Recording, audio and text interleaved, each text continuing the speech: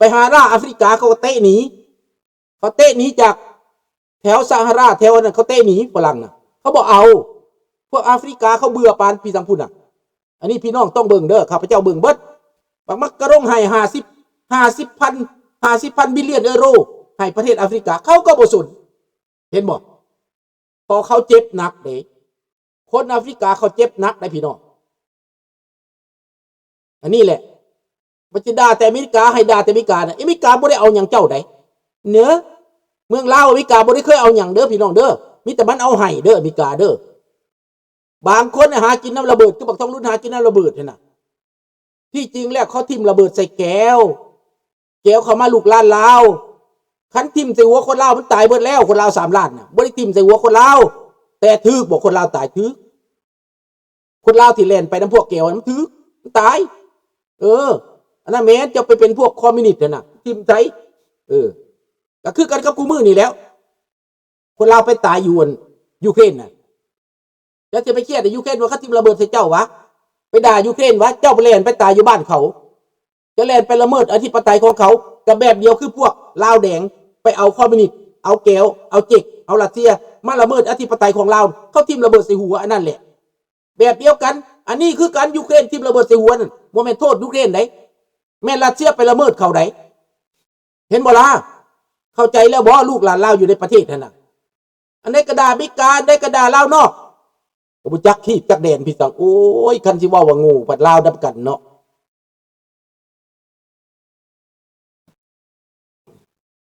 แล้วเข้าใจอยู่ดอกบ่มีการศึกษาน่ะการศึกษามันต่ำข้าพเจ้าฮู้ว่าการศึกษาต่ำน่ะมันก็เลยบ่ฮู้ผสมภาษากับบ่ฮู้ การต่างประเทศกับบ่ฮู้สายตาสั่นสั่นไปเดี๋ยวก็ไปยกย่อครอบครัวคำไตเป็นพระเจ้าแผ่นดินถือว่าเป็นเทวดาเดี๋ยวนี้นับถือแก้วเป็นเทวดาพี่น้องแก้วคำไตแก้วไกรสอนคนลาวมันขนาดนั้นเลยมันตกมันต่ำเพียงใดล่ะเดี๋ยวข้าพเจ้าว่ามันถอยหลัง1,000 ปีพุ่นติลาวนี่บ่มีคนผู้นำเนาะตายเบิดแล้วขึ้นบ่ได้คนลาวนี่นะเขาข่มเหงไว้เบิดเขาเหยียบไว้เบิดอันพวกมันได้สแตกอยู่ในเวียงจันทร์มันก็บ่ปากแหละมิดอยู่ขึ้นมานี่ที่มันได้สแตกอันนี้ว่าความจริงพี่น้องพวกมันได้สแตกมันมิดอยู่ขึ้นมานี่และพระชนนี่ล่ะเป็นอะไรอันดามูฮันเจ้งสมัยก่อนน่ะจักรพรรดิจักอีนาจังสั้นจังซี่หัวหน้าใหญ่บักใดบักอินปุ๋ง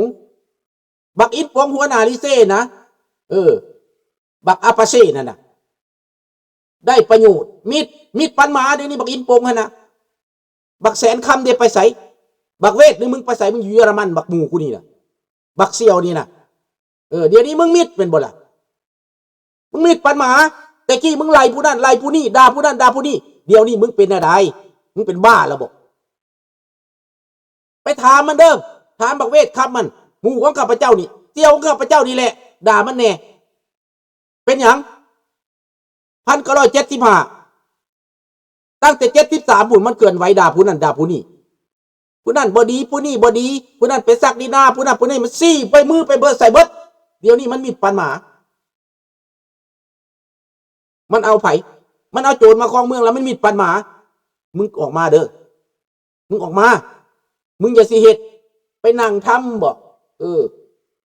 นั่งทำแล้วกินเบียร์อันนั้นนั่งทำมึงมึงออกมาเดี๋ยวนี้นะ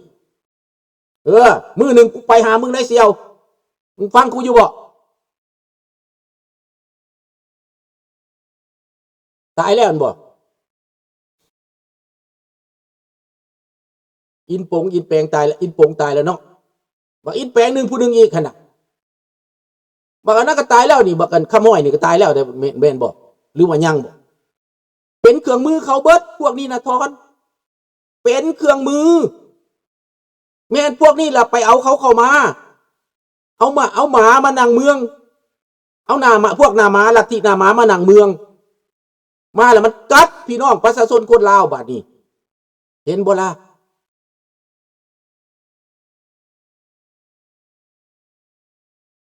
แม่แล้วยอมรับความจริงแม่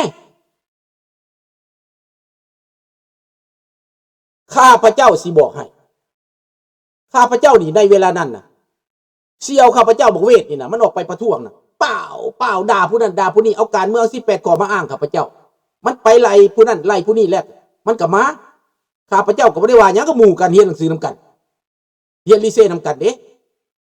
รุ่นทำอิฐเด้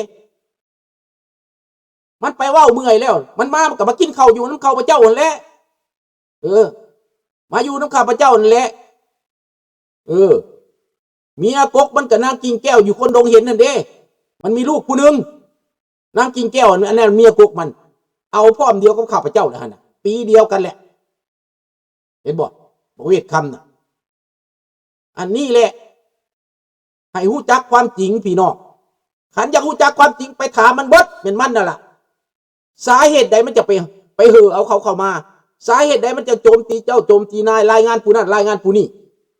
เดี๋ยวนี้มันบกปากพอมันเห็นผลเสียหายหลายพูดโมกล้าปากข้าพเจ้านี่บ่มีส่วนเลยนำการปฏิวัตินี่บ่มีได้ข้าพเจ้าต่อต้านข้าพเจ้าบ่เอาในเวลาที่บักเวทประท้วงนั่นน่ะข้าพเจ้าเข้าไปสังกัดอยู่กองพันพิเศษอยู่หน่วยสเปกคอมข้าพเจ้าไปสมัครไปประกอบอาวุธที่ต่อต้านกับคอมมิวนิสต์นี่นะตอนนั้นสีสุกนาจับประซัก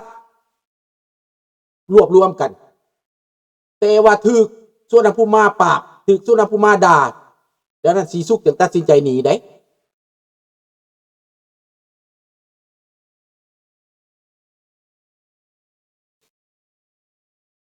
ดังนั้นพี่น้อง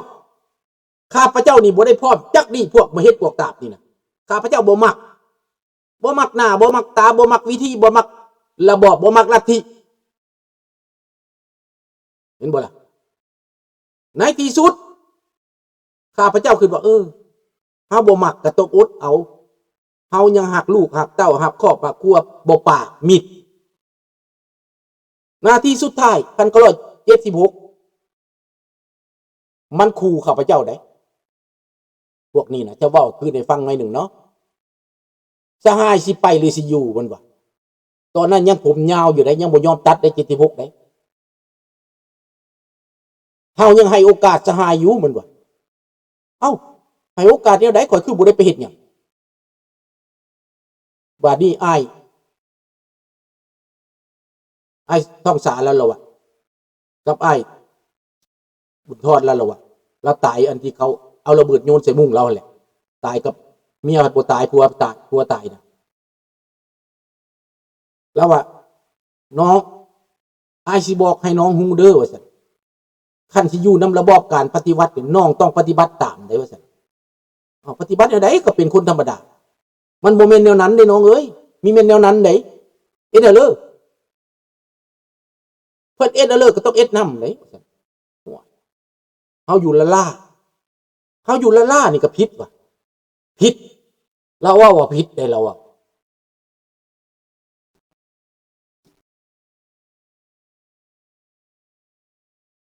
เขาอยู่แม่นและน้องธนพรเดี๋ยวสิเปเด้อเขาอยู่ละล่ากับผิดบ่ผิดว่าซั่นเฮ็ดอะไรจังสิบ่ผิดเฮาต้องเฮ็ดตามเพิ่นได้น้องเอ้ยเฮ็ดตามเพิ่นได้เขาเอ็ดเลิกก็ต้องเอ็ดเท่านั้นแต่น้องนี่มี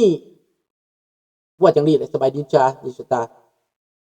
น้องนี่มีปัญหาแนวนึงพ่อแม่เป็นนายทหารแต่น้องนี่มีความรู้มีความรักทางภาครัฐอีกก็ต้องการอยู่แต่น้องต้องผ่านการทดลอง2 ปีก่อนไหน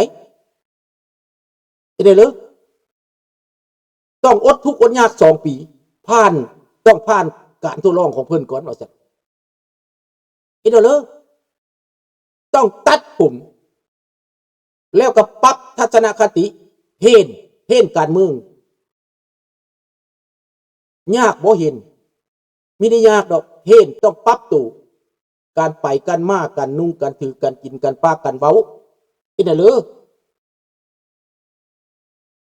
หลังจากนั้นก็เขียนสิประวัติเว้าความจริงหมดก็เว้าความจริงให้ฟังหมดนะฮะแล้วว่าเป็นไผพ่อแม่เป็นไผเล่าเบิด2 หน้าที่ครับเจ้าเขียนหน้าที่การงานของน้องนี้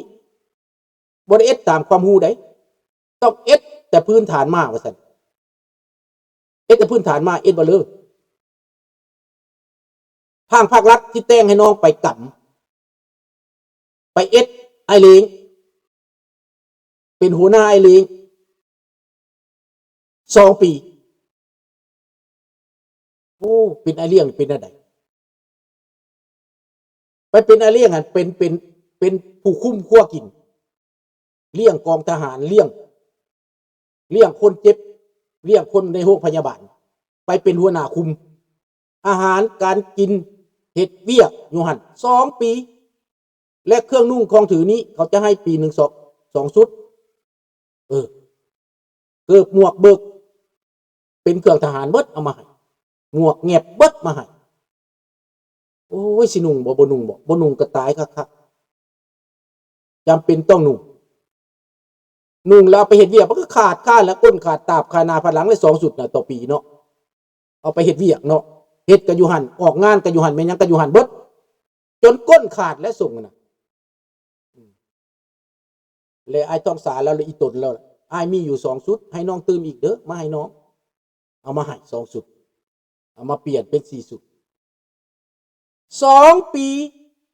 บ่ยอมหับวีซ่าความรู้เฮาได้หลังจาก2 ปีแล้วข้าพเจ้าเคยเล่าหลายเทื่อแล้วแหละนักตะปูอยู่นี่ยังบ่ได้ยินก็มี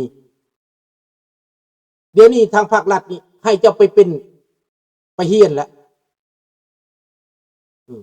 ไปเฮียนแพทย์ตื่มอีกแพทย์ที่เจ้าเฮียนมานั้นยังบ่ได้แม่นแพทย์ปฏิวัติจะต้องไปเฮียนแพทย์ปฏิวัติอีกข้าพเจ้าก็ไปเฮียนแล้วบ่ได้เฮียนซับซ้อนไปเป็นอาจารย์สอนไปฮอดนั้นแล้วอาจารย์ที่สอนข้าพเจ้าเราบ่มีความรู้เราจบแต่ป .6 เอาไปทิศอีสังแล้วเราจบเราโอ้ยเมียเราคนบ้านหาดเชียงดีคนงามได้เมียเราก็ได้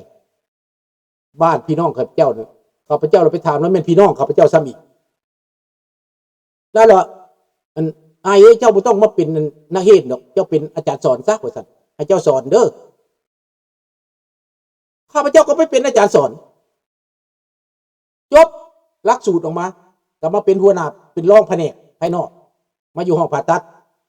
อันนี้เวียกข้าพเจ้าได้ห้องหมอเนาะหลังจากนั้นก็เสนอให้ไปเรียนโซเวียตข้าพเจ้าสิตูดนี่น่ะผ่านลำบากมาขนาดนั้นได้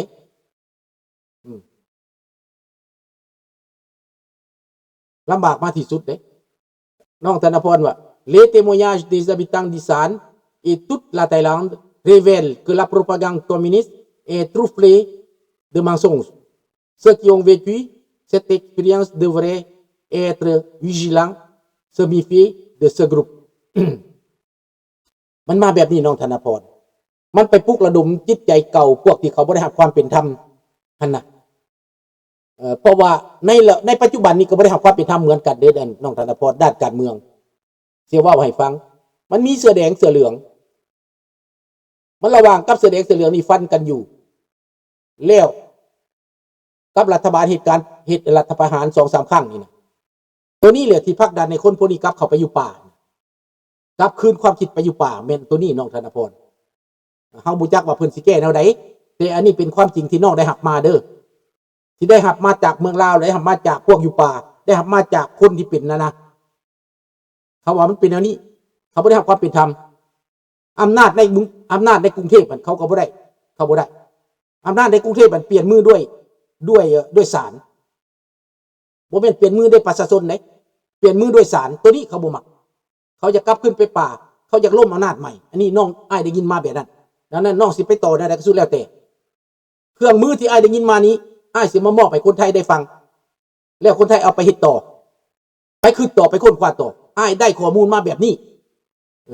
ความจริงมันเป็นแบบนี้แหละเขาว่าเขาบ่ได้รับความเป็นธรรมอำนาจอยู่ในกรุงเทพอำนาจอยู่ในบางกอกนั่นเปลี่ยนมือด้วยศาลเขาบ่เอาเขาบ่มักเด้ออันนี้เป็นความจริงที่ข้าพเจ้าได้มาและข้าพเจ้าก็บ่มีส่วนในหั่นข้าพเจ้าบอกให้ฮู้บอกให้รัฐบาลไทยนี่นะฮู้จักความจริงว่ามันเกิดหยังขึ้น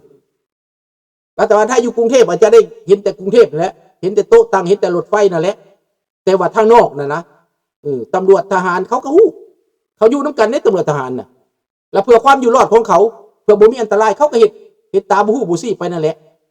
บางเทื่อก็เป็นครอบครัวเขาบางเทื่อก็เป็นพี่น้องเขา